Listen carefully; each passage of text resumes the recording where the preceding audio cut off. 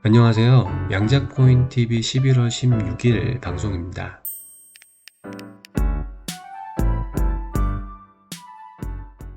이번 주 미국 증시는 전반적으로 안 좋았는데요. 주요 기술주에 대한 고평가 논란도 있었고요. 미국 셧다운 종료 후에 일부 경제 지표가 누락이 되거나 발표가 지연되면서 불확실성이 커진 것도 영향을 준 것으로 보입니다. 전반적으로 주요 기업에 대한 실적이 기대에 미치지 못한 것도 영향을 줬다고 보이고요. 무엇보다 금리나 가능성에 대한 불확실성이 위험 자산에는 가장 큰 영향을 줬다고 판단이 되는데요. 그만큼 주가 흐름이 불규칙하고 예상하기 힘들기 때문에 항상 추격 매수를 자제하실 필요가 있다고 다시 한번 말씀드리고 싶고요. 확실한 가격대에서만 움직이시는 것이 좋다는 말씀도 다시 한번 드리고 싶습니다. 최근에 양자주는 9월 중순경부터 좋은 흐름을 보였고 폭발적인 상승을 보여줬기 때문에 추격 매수를 하신 분들의 경우에는 지금 손해를 보고 계신 분들도 있을 텐데요. 양자주 주가가 빠질 때는 일주일에 50% 이상 빠지기도 하지만 또 상승할 때는 그만큼 그 이상도 상승할 만한 저력을 가지고 있기 때문에 너무 실망하실 필요는 없다고 말씀드리고 싶고요. 가치가 있는 양자주의 주가는 시간이 필요할 뿐이지 장기적으로 봤을 때의 방향은 정해져 있다고 보여지기 때문에 지금의 주가의 상승과 하락에 크게 반응하기보다는 그 상황을 잘 이용하시는 것이 좋다는 말씀도 다시 한번 드리고 싶습니다. 그럼 오늘도 양자주에 대한 얘기와 실스크, 아이온큐 주요 소식 같이 보도록 하겠습니다. 먼저 실스크 소식인데요. 실스크가 실스크의 양자 통로라고 볼 수 있는 그르노블 노드를 개통하면서 유럽 전역의 양자 주권을 강화해 나간다는 소식입니다. 이번 실스크의 양자 통로의 개통은 스페인, 프랑스, 스위스, 미국 전역의 양자 컴퓨팅, 국가 간 혁신 인프라 구축에 있어서 의미가 있는 소식으로 평가가 되는데요. 특히 실스크의 암호화 반도체, 포스트 양자 알고리즘 구축, 위성 기반 신뢰 네트워크 역량을 하나로 통합할 예정입니다. 스페인의 양자 품질 인증 PQC 칩 테스트, 개인화를 위한 퀀틱스 엣지 허브, 프랑스의 그르노블 노드, 툴루즈의 양자 저항 A식 설계, 실리콘 엔지니어링 센터, 암호화 신뢰와 디지털 신원 혁신의 중심인 스위스, 대규모 기술 통합과 표준 정렬, 그리고 국가안보 프로그램과의 협력을 위한 미국을 이번 양자 통로 개통으로 연결을 한다고 하는데요. 향후에는 아랍에미레이트, 한국, 일본에도 노드를 설치할 계획이라고 하고요. 이를 통해서 양자망을 구축해서 다국적 글로벌 프레임워크로 확장할 예정이라고 합니다. 무엇보다 실스크 양자 통로는 NIST가 승인한 기준을 기반으로 구축될 예정이라는 점에서 주목할 필요가 있고요. YG셋 저궤도 위성을 이용한 위성 지원 통신까지 연결하는 통합 생태계를 구축하는 것을 목표로 한다고 하는데요.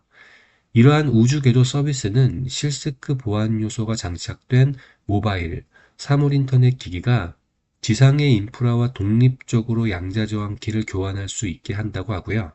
실시간으로 암호화 증명과 보안 인증을 수행할 수 있도록 지원한다고 합니다.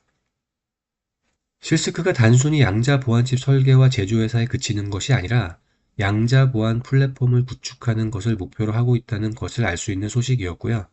시간은 걸리겠지만 이후의 결실을 보게 된다면 혜자를 가질 수 있는 플랫폼 사업이 될 것으로 기대가 되는 소식이었습니다. 다음 소식으로는 사이버 보안 회사인 YG키가 특수 목적 인수회사를 통한 합병을 통해서 위성 자회사를 공개 상장할 예정이라고 하는데요. YG키와 콜럼버스 애퀴지션이 최종적으로 사업 합병 계약을 체결하면서 콜럼버스와 YG키의 자회사인 YG셋 스페이스를 합병하기 위한 최종 사업 결합 계약이 체결되었다는 소식입니다. 이 계약에 따라서 YG키의 자회사인 YG셋 스페이스는 나스닥 증권거래소의 YG셋 스페이스 홀딩스 콜포레이션이라는 이름으로 상장될 예정이라고 하고요. 독립적인 우주기술 회사로 부상할 수 있도록 지원한다는 방침입니다. YG셋과 파트너들은 현재 22개의 위성을 발사한 상태이고 그중 14개가 현재 해당 위성군에서 작동 중에 있는데요. 추가로 2030년까지 100개의 위성을 배치해서 방위나 물류, 농업이나 환경 모니터링과 같은 산업 분야에서 양자 시대 네트워크 플랫폼 구축을 구현할 계획이라고 하고요. 이를 통해서 유럽의 기술 주권과 우주 시스템 분야에서의 리더십을 더욱 강화해 나간다는 방침입니다. 또 실스크와의 협력을 통해서 포스트 양자 보안 위성 플랫폼을 발전시켜 나가고 향후 수십 년간 신뢰할 수 있는 디지털 보안 통신의 기반도 마련해 나갈 예정인데요. 이를 위한 이번 기업 결합과 관련해서 YGK와 실스크는 YG셋에 최소 1,000만 달러의 현금 투자를 할 예정이고요. 주주 승인과 관례적인 규제 조건을 충족하는 경우에 합병은 2026년 상반기 중에 완료될 것으로 예상이 됩니다. 합병 완료 시 YG키는 YG셋 스페이스 홀딩스 주식 2,500만 주를 주당 10달러의 가치로 인수하게 되면서 과반수 지분을 유지하게 될 예정이고요. 컬럼버스 주주는 신규 상장 회사의 주식을 받게 되면서 컬럼버스 주식 7개가 주식 1개로 전환될 예정이라고 하는데요. YG키, YG셋, 그리고 컬럼버스 이사회는 기업 합병을 만장일치로 승인했다고 알려져 있습니다.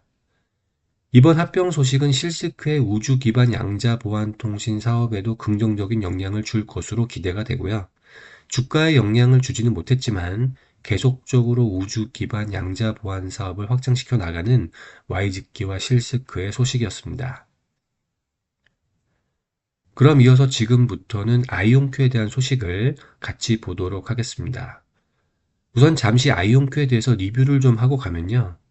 아이온큐는 최근 3년간 137.9%라는 놀라운 매출 성장률을 기록한 것을 볼 수 있고요.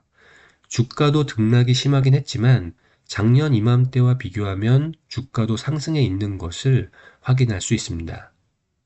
다만 주당 순이익 EPS는 마이너스 2.03%, 순이익률은 마이너스 1836.32%를 기록하면서 수익성은 여전히 어려운 과제로 남아 있는데요. 그래도 대차 대조표를 보면 8.73의 유동자산 비율과 8.31의 당좌 자산 비율로 어느 정도 탄탄한 유동성을 보여주고 있는 것을 볼 수 있고요. 부채 비율은 0.01에 불과해서 수익성이 심각한 회사라고 보기에는 레버리지가 매우 미미한 수준이라고 볼 수 있습니다.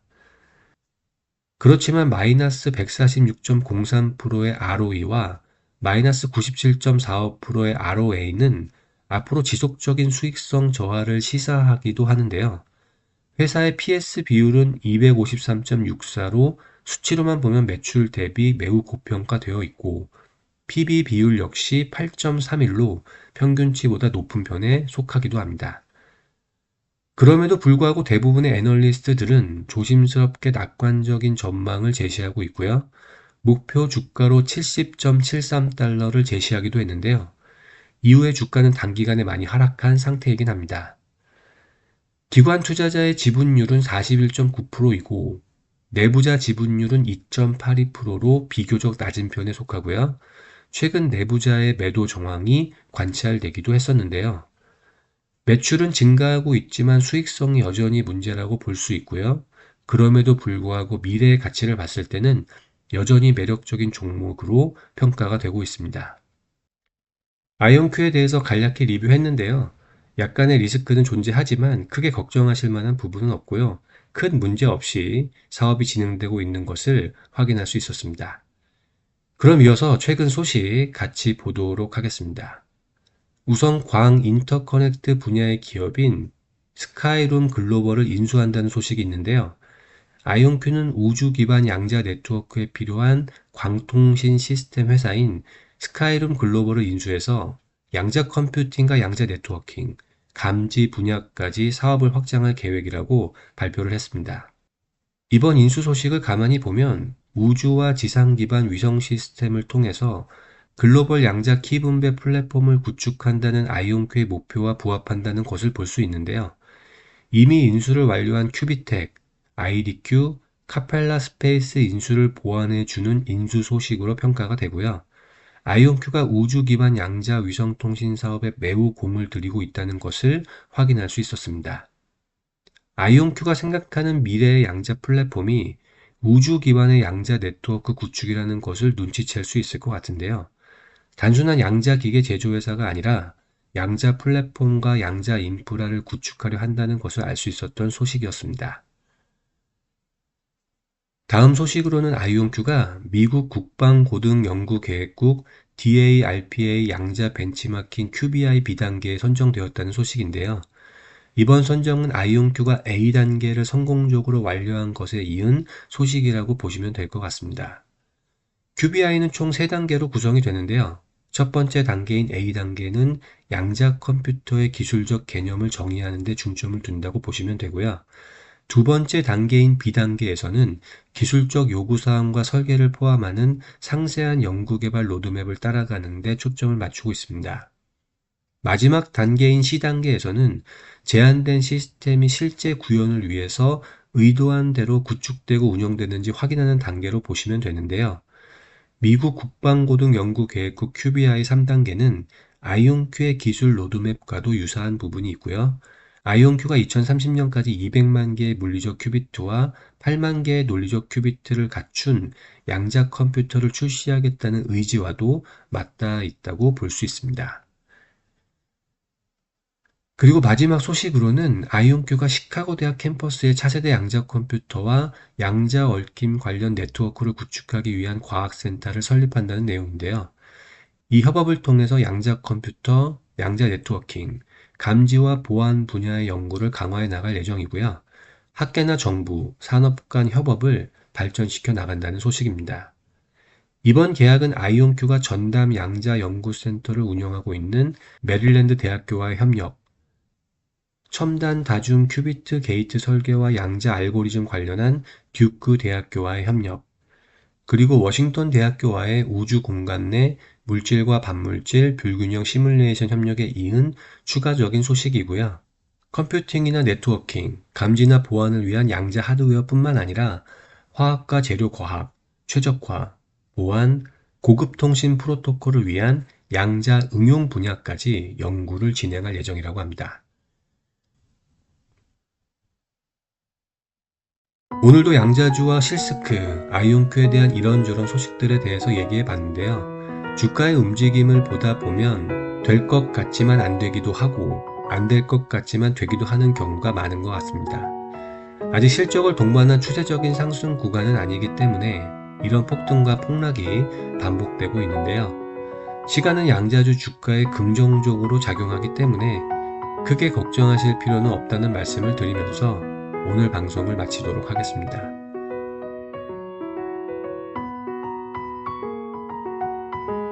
오늘도 시청해주셔서 감사드리고요. 다음 시간에 또 찾아뵙도록 하겠습니다. 감사합니다.